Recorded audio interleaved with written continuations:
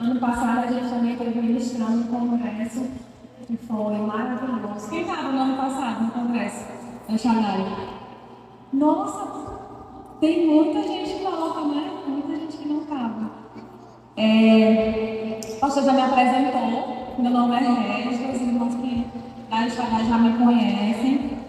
Eu sou filha do Deus Altíssimo, casada com a Luísa, meu esposo não está aqui hoje, mãe de 3 filhos.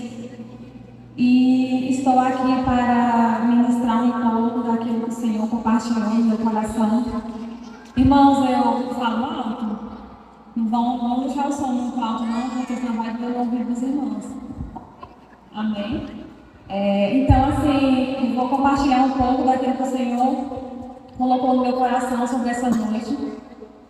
E eu queria que os irmãos abrissem a Bíblia de vocês em Romanos 12. Romanos 12, 1.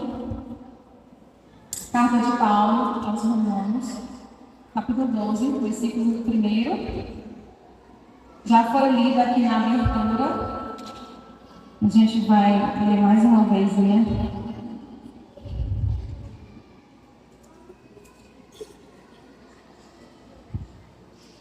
Amém, irmãos?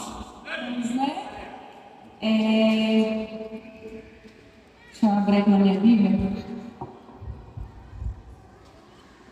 Amém, glória a Deus. Romanos, capítulo 12, versículo 1. Portanto, irmãos, rogo-lhes pelas misericórdias de Deus, que se ofereçam em sacrifício vivo, santo e agradável a Deus. Este é o culto racional de vocês. Não se amoldem ao padrão deste mundo, mas transformem-se pela renovação da sua mente, para que sejam capazes de experimentar e comprovar a boa, agradável e perfeita vontade de Deus. Glória a Deus, amém? Vamos orar novamente. Coloca a mão no seu coração. Coloca a mão no seu coração. Olhe pelo seu coração nessa noite. Senhor, em nome de Jesus, Pai, nós estamos aqui nessa noite. Nós estamos aqui por causa de Ti, Senhor. Tudo aqui é por causa de Ti, Senhor. Se o Senhor não estiver aqui, nada faz sentido. Nós queremos a Tua presença, Espírito Santo. Sem a Tua presença não vale a pena, Espírito Santo, sair da nossa casa. Não vale a pena cantar, louvar, tudo. Só vale a pena se o Senhor estiver aqui. Espírito Santo, vem com a Tua presença. Espírito Santo, nós queremos ouvir a Tua voz. Nós não queremos ouvir palavras de sabedoria humana, Senhor. Estamos cansados de palavras humanas. Nós queremos o Senhor. Jesus, fala conosco. Jesus, porque uma das congressos é curadas para curar. Nós queremos sair daqui, Senhor, curadas. Senhor, nós cremos em um Evangelho que nos faz melhores.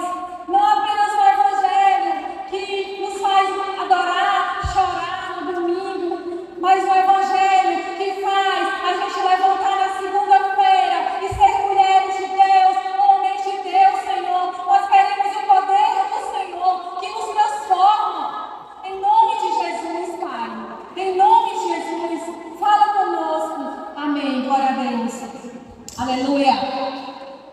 Irmãos, eu estava orando ao Senhor e eu perguntei ao Pai o que ele queria que eu falasse nessa noite. Está muito alto, irmãos, o microfone? Está muito alto? Eu me preocupo com os ouvidos que eu grito, sabe?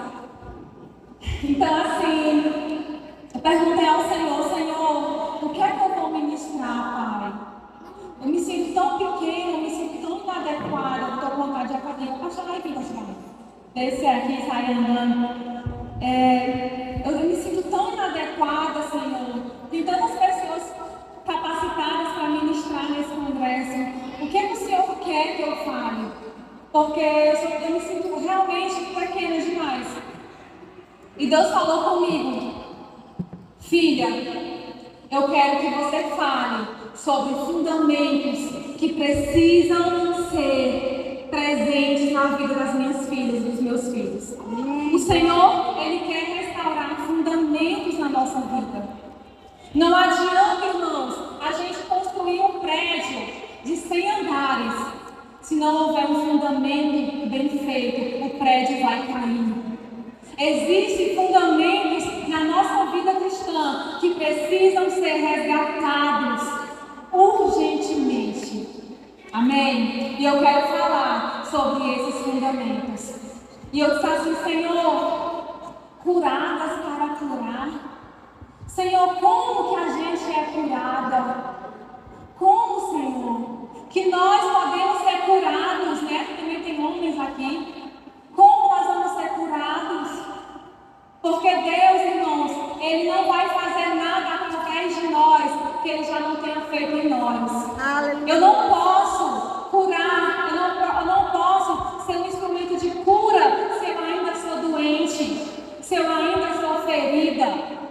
Será que dá para a gente curar uma pessoa quando a gente está ferida, irmãos? Irmãos, e o Senhor falou comigo: filha, a cura, ela vem através quando você sabe a sua identidade. A cura de eu, de mim e de você, ela vem quando nós sabemos quem nós somos no Senhor, quem nós somos em Deus. A nossa identidade. E aqui a gente acabou de ler Romanos 12. E o apóstolo Paulo, ele fala que nós devemos não nos conformar com este mundo, né? Não nos conformar com este mundo. Quando ele fala conformar com este mundo, ele está querendo dizer, irmãos, que a gente não deve entrar na forma desse mundo. Imagina uma forma de bolo. É como se não entrasse numa forma, no formato do mundo.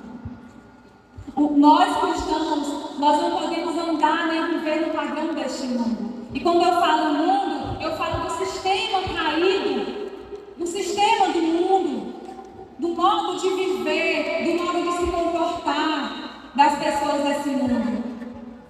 João, ele fala que o mundo jaz no maligno, né? O mundo jaz no maligno. O sistema desse mundo está contaminado pelo pecado, pela perversidade, mas o Senhor nos chama para não nos conformar com esse mundo, não entrar no molde desse mundo, mas sermos transformados pela renovação da nossa mente.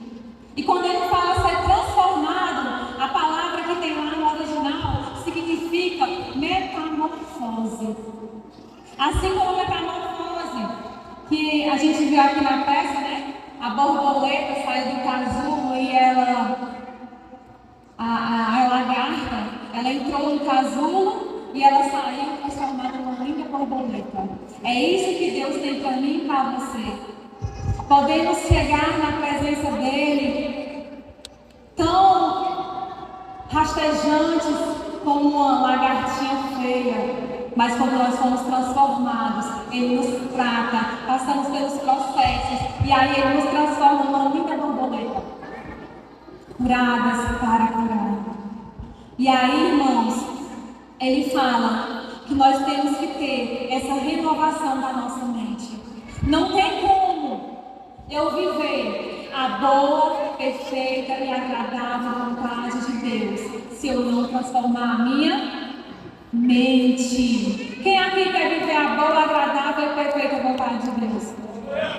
Então a gente precisa ter a nossa mente transformada.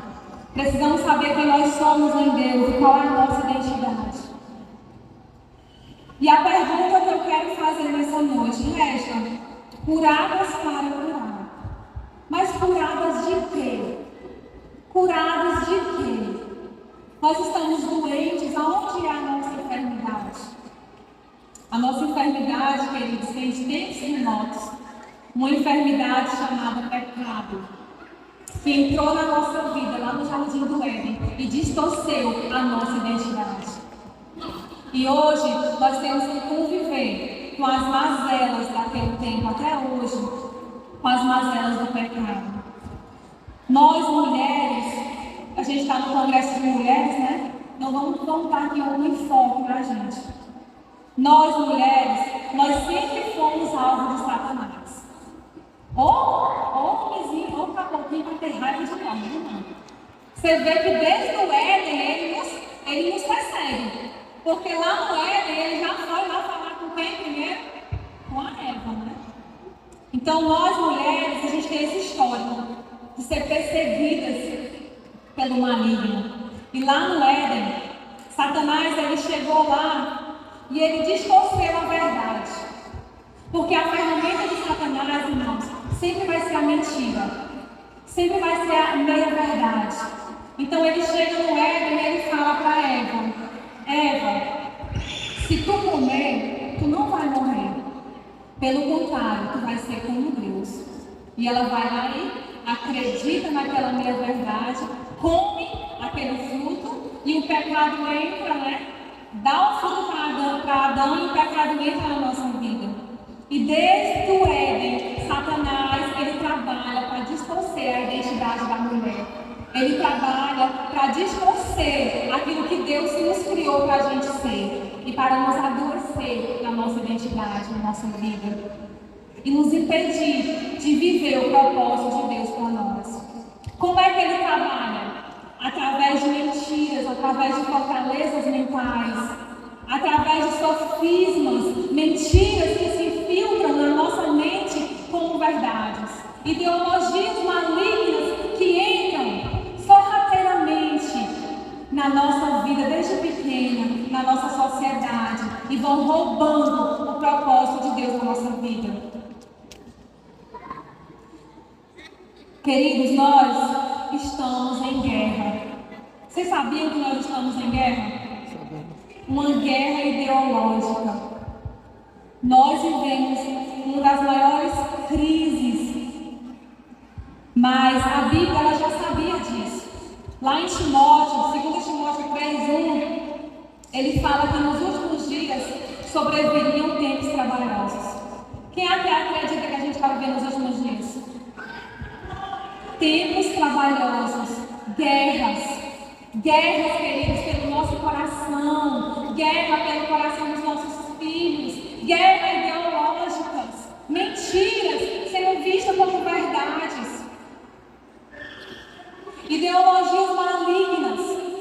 E eu quero falar um pouco sobre uma das piores ideologias, que na verdade é a mãe de todas as ideologias, que tem atingido nós mulheres e que tem trazido doença para a nossa vida. Se chama feminismo. O feminismo. Uma doença moral. Talvez a raiz de todas as ideologias malignas. Ideologia de gênero, ideologias que têm se infiltrado na nossa vida. Essa guerra moral que nós vivemos, ela vem trazendo uma inversão de valores para a nossa sociedade. O que é que o feminismo ele prega? Tudo que é contrário à palavra de Deus. Tudo. Meu corpo, minhas regras, né? É isso que ele fala. Meu corpo, minhas regras. Nisso entra a questão da liberação do aborto, né? Se meu corpo, minhas regras, eu posso abortar, porque eu mando no meu corpo. Outra máxima que eles falam: lugar de mulher é onde ela quiser. Engraçado, eles falam lugar de mulher é onde ela quiser. Mas eles ridicularizam a mulher que quer ficar em casa. A mulher que quer se dedicar aos seus filhos, né? Outra máxima do feminismo: não existe mulher. Macho e fêmea é uma construção cultural. Não é uma realidade. Eles dizem que nós não nascemos mulher e nem nascemos homens. Nós podemos ser o que a gente quiser. A gente pode ser... Agora pode até casar com árvore, né? Pode ser o que quiser. Então são ideologias malignas. O feminismo prega, queridos, também que ter filhos é ruim. Que a mulher não deve ter filhos.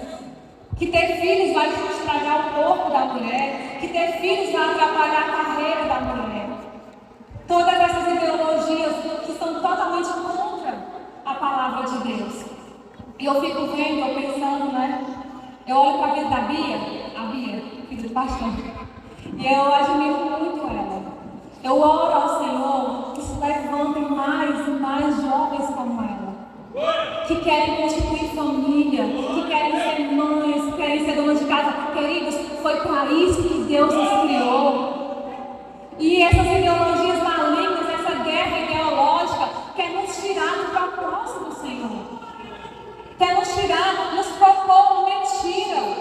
Satanás, ele vem com meias verdades para distorcer a nossa identidade e nos tirar do propósito do Senhor. Outra coisa, eles falam, né, essas ideologias, a mulher tem que trabalhar para não depender de homem. Quem nunca ouviu isso, né? Eu cresci ouvindo isso. Minha filha tem que trabalhar para não depender de homem.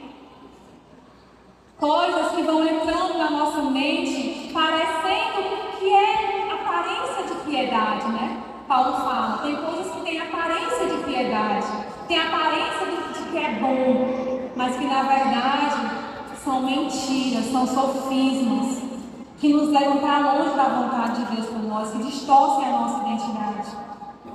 A figura masculina está sendo ridicularizada. Não sei se vocês viram aquele filme da Barbie, né? Fazendo um maior sucesso. O homem colocado como pateta. É isso que a ideologia de gênero fala. Que o homem, ele é desnecessário. Que o homem, ele não tem valor. Que a gente pode viver sem um homem, sem casar. Tudo isso, queridos, são doenças que têm acabado com a sociedade.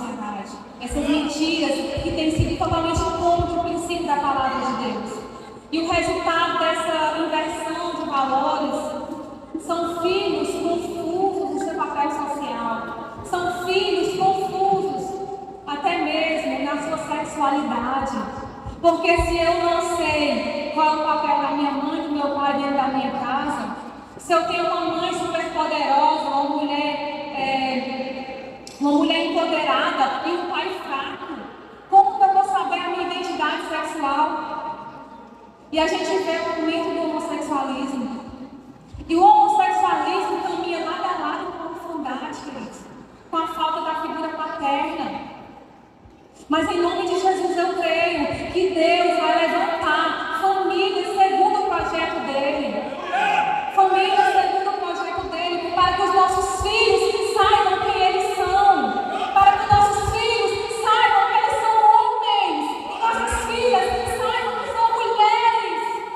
Criadas na imagem e semelhança de Deus. Mas temos que consertar os fundamentos da nossa vida.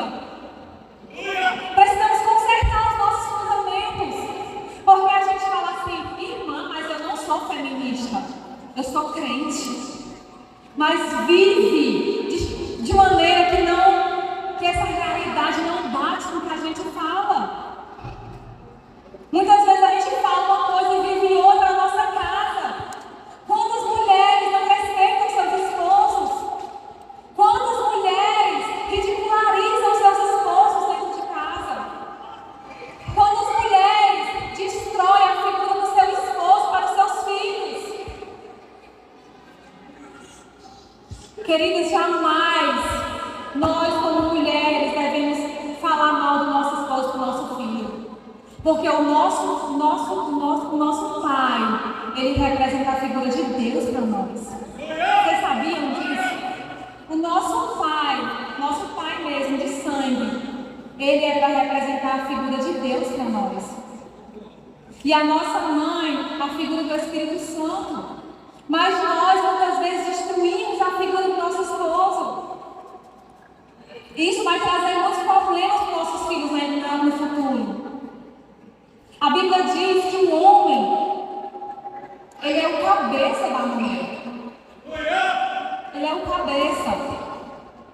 1 Coríntios 11:2 diz, mas quero que saibais que Cristo é a cabeça de todo homem. O homem é a cabeça da mulher e Deus é a cabeça de Cristo.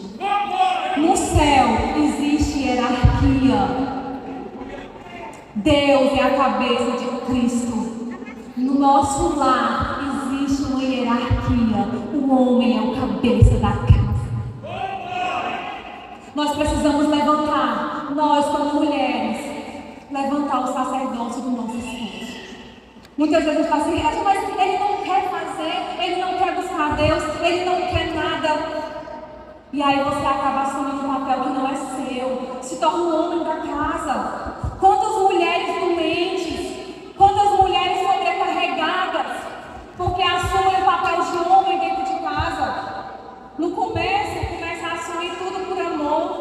Deixa que eu faça, amor. Não, eu levo esse peso aqui, deixa. Sabe aquele ditado? Onde tem homem, mulher não carrega peso? Mas a gente quer ser igual ao homem. A gente está toda cheia de... carregando essas ideologias malignas, querendo nos igualar aos homens. Mas nós, como mulheres sábias, precisamos voltar aos fundamentos da palavra de Deus e levantar o sacerdócio do nosso marido dentro de casa. Aquilo que você valoriza, se valoriza. Valorize seu esposo. Valorize seu esposo, mulher. Homem, valorize sua esposa. A Bíblia diz que o homem tem que amar a esposa como Cristo amou a igreja. Às vezes a mulher até quer submeter ao homem, mas ela não é amada. Precisamos consertar os fundamentos da nossa família, da nossa casa. Às vezes a gente dá tanta importância aos nossos filhos.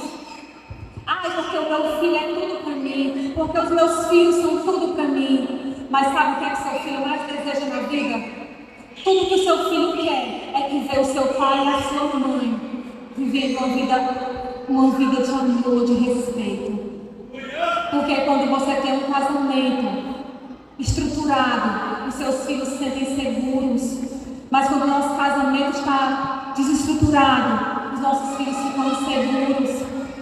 Os nossos filhos crescem sem ter segurança. E o centro da nossa vida não é os nossos filhos. Primeiro vem o nosso casamento, primeiro vem o relacionamento com Deus. Depois o nosso relacionamento com o nosso esposo. E depois os nossos filhos.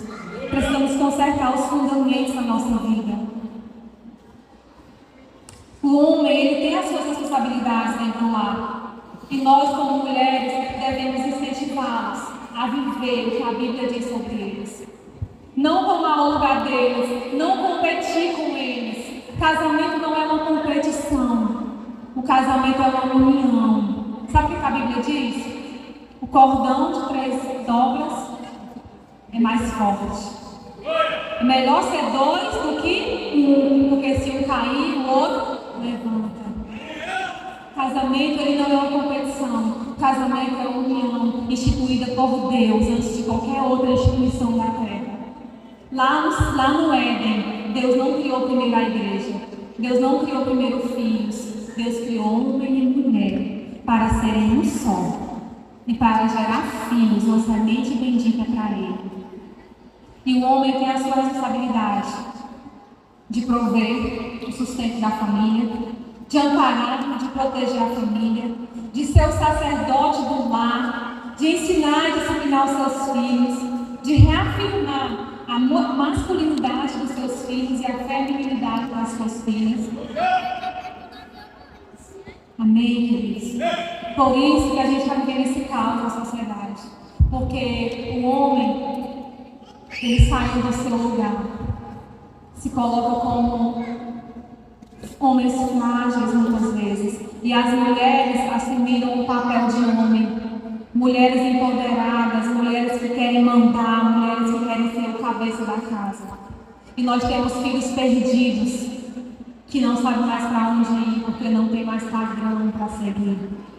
E a gente está essa bagunça que a gente vê hoje. Mas a cura ela tem, mas existe cura para isso. E a cura está na palavra do Senhor. A cura está no entendimento, na renovação da nossa mente. Amém? Quando nós entendemos quem nós somos em Deus. A cura vem pela nossa identidade. O que é identidade? Qualidade de ser idêntico. Conjunto de características que distinguem uma pessoa, por meio das quais ela é individualizada. Então nós temos a nossa identidade. Nós, mulheres, temos a nossa identidade.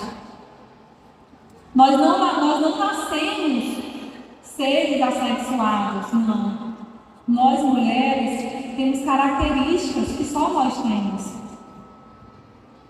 O que é que Deus fala sobre mim? Qual é a minha identidade? O que é que Deus diz sobre mim desde o princípio da criação? Quando Deus foi criar a mulher, Primeiro ele criou o homem, né? E aí ele falou assim, não é bom que o homem esteja só.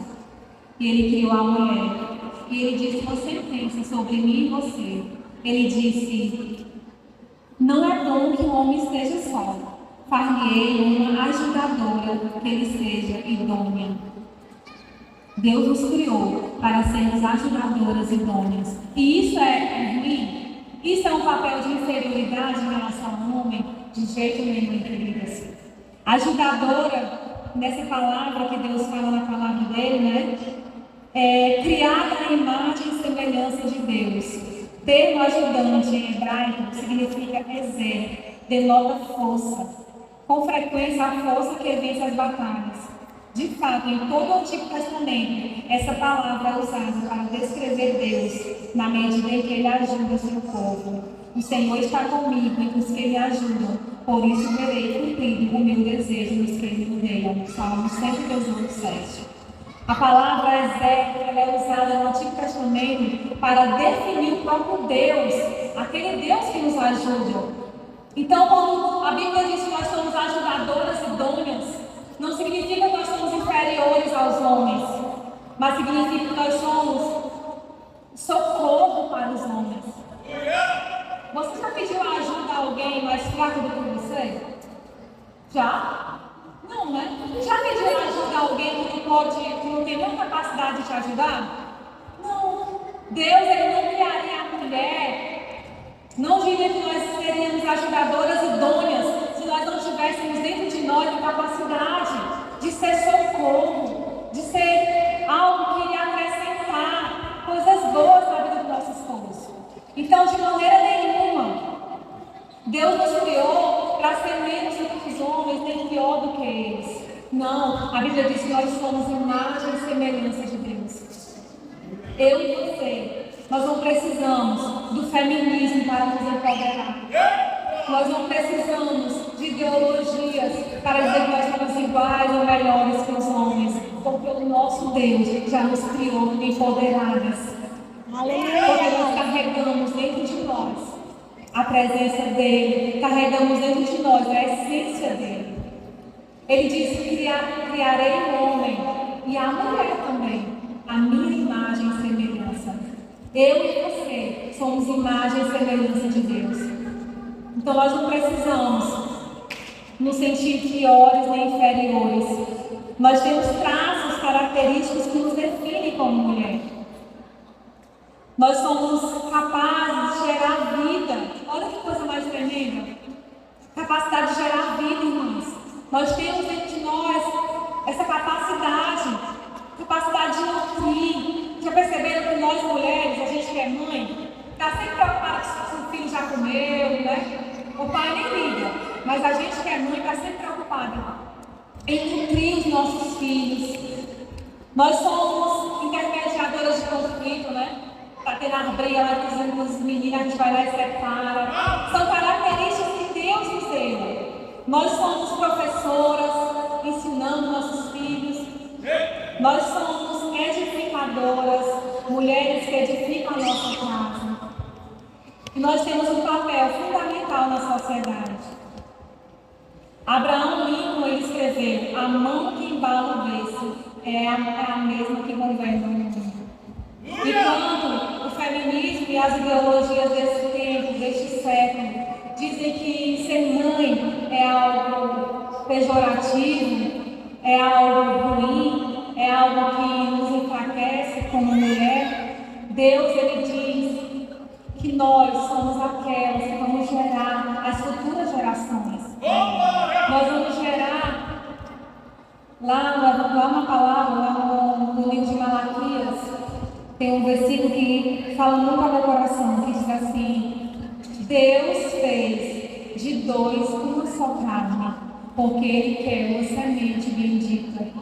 Nós somos mulheres, quando nós temos a essência de ser mães, nós geramos uma semente bendita para o Senhor. Então nós não somos menos, nós não somos piores, nós somos abençoadas pelo Senhor. Lá em Tito 2, 4 diz assim, semelhantemente as mulheres são as mulheres mais velhas devem viver de modo digno, não devem ser caluniadoras, nem beber vinho em excesso, antes devem ensinar o que é bom.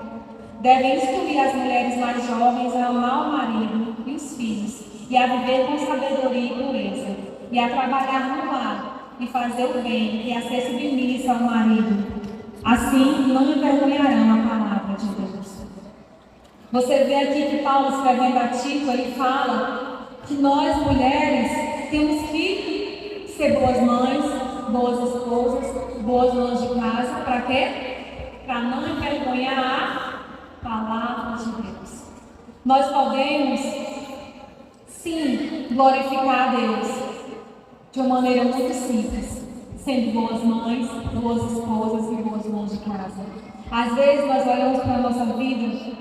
Eu já cheguei a questionar isso com Deus. Eu disse, Senhor, eu faço tão pouco pelo teu reino. Eu queria tanto fazer mais, Senhor, para ti. Olha, Pai, só ficar aqui cuidando de menino, que eu tenho um trem, né? Eu fico só cuidando de menino, Senhor. Eu queria tanto evangelizar, eu queria tanto sair, eu queria pregar. E Deus fala assim para minha filha: o que é que você entende sobre ministério? Ministério tem muito mais a ver com quem você é, com o que você vive dentro da sua casa, do que com aquilo que você fala quando você está indo embora em cima do púlpito. A gente às vezes acha que faz tão pouco, mas o Senhor, Ele não vê assim. O Senhor nos vê como aquelas que podem fazer muito pelo reino dEle, porque os nossos filhos, eles podem ser missionários. Eles podem sair dos nossos lares e ser muito maiores do que nós fomos um dia. E é eles que vão carregar a palavra de Deus para essa sociedade.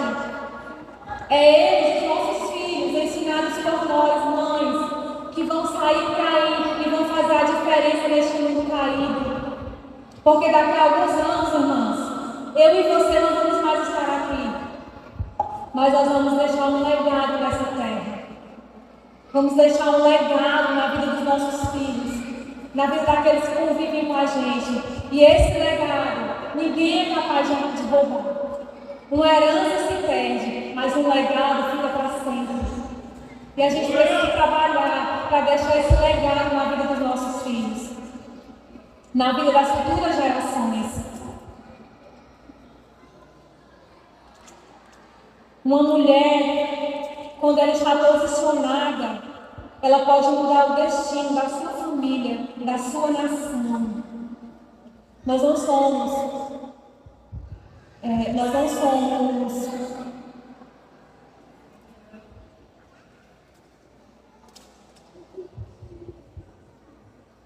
nós não podemos ter o nosso valor vinculado àquilo que nós fazemos, à profissão que nós temos, mas o nosso valor está dentro da nossa identidade de filhas de Deus. Amém? Mulheres posicionadas, elas mudam o destino das suas famílias, da sua nação. Quando nós nos posicionamos como mulheres segundo o coração de Deus, quando nós conhecemos a nossa identidade, nós fazemos a diferença no mundo. E nós não precisamos sair por aí fazendo coisas que a sociedade nos impõe. Nós não precisamos sair por aí fazendo coisas para provar que nós somos alguém, não. Nós só precisamos ser aquilo que Deus nos chamou para ser. Nós vemos mulheres na Bíblia que fizeram grandes coisas, como Sara, que pela fé ela gerou Isaac, filho da promessa. Sara, ela nunca competiu com Abraão. Pelo contrário, Sara, ela se sujeitou a Abraão. E Deus sempre protegeu Sara. Mesmo nos momentos que Abraão colocou a vida de Sara até mesmo em risco, mas Deus estava lá com Sara. Deus honrou a vida dela. E Sara, pela fé, gerou o filho da promessa, Isaac. Mulheres como Joquebede, que no tempo em que aqueles meninos estavam sendo condenados à morte ali no Egito, que o próprio filho que ela gerava estava condenado à morte. Joquebede, ela foi usada por Deus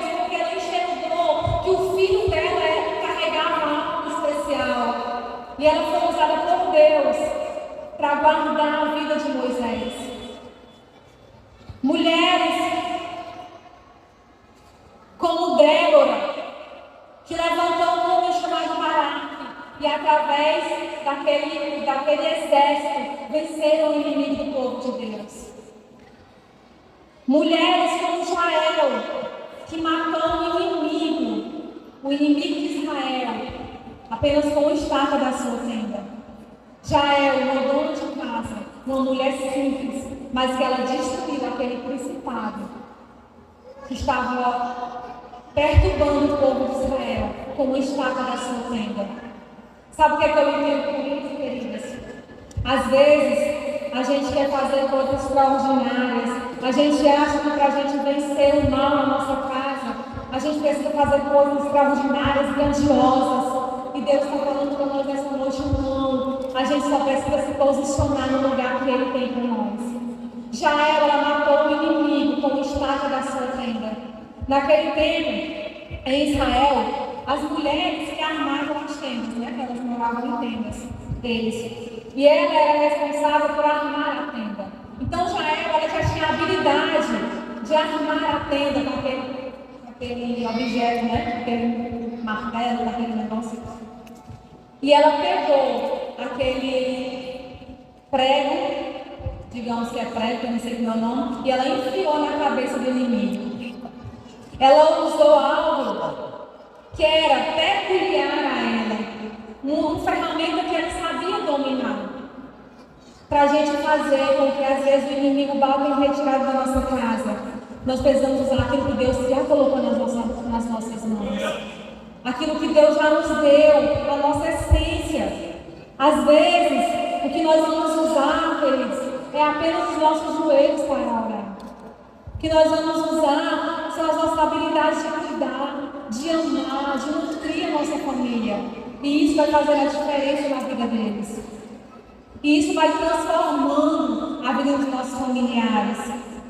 Nós temos Maria, uma mulher maravilhosa, que gerou Jesus. Para que mulher mais empoderada do que Maria, irmãs? Que gerou o Salvador, Jesus no seu ventre. Jesus poderia muito bem ter vindo para o mundo, os anjos ter vindo pregar ele, né? Ter colocado Jesus no cestinho, os anjos vinham e deixar aqui na terra. Mas não, Deus escolheu nos dar dignidade. Deus nos dignificou como mulheres. Nós não precisamos buscar dignidade nessas ideologias, porque Deus já nos deu dignidade. Deus escolheu uma mulher para gerar o seu filho. O Senhor nos ama, o Senhor cuida de nós. Temos mulheres também como Suzano Wesley, que edificou que criou, educou um dos maiores avivalistas do mundo. Gente, quando eu estava lendo aquele filme Os Heróis da Fé, o pastor Paulinho prestou esse livro, Heróis da Fé, eu li na história de Suzano Wesley. Gente, ela criou 19 filhos. E um deles foi o John Wesley, né? Um dos maiores avivalistas.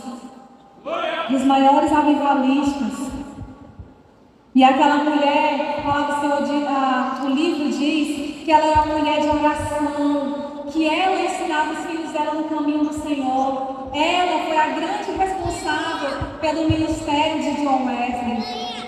Então nós também, como mulheres, usando nossas ferramentas simples, nossa vida simples do lar, nós podemos ser grandes instrumentos na mão do Senhor, para edificar famílias segundo o coração de Deus, para reedificar as antigas ruínas. A Bíblia diz que nós seremos reparadores de brechas, reconstrutores de ruínas. Nós, eu e você, mulheres, já somos empoderadas em Deus. A palavra do Senhor diz, queridos, que toda mulher sábia edifica a sua casa. Nós temos essa incumbência da parte do Senhor, de sermos essas mulheres sábias que edificam a nossa casa, que vão construir a nossa casa, que vão trabalhar, que vão ser cooperadoras, ajudadoras idôneas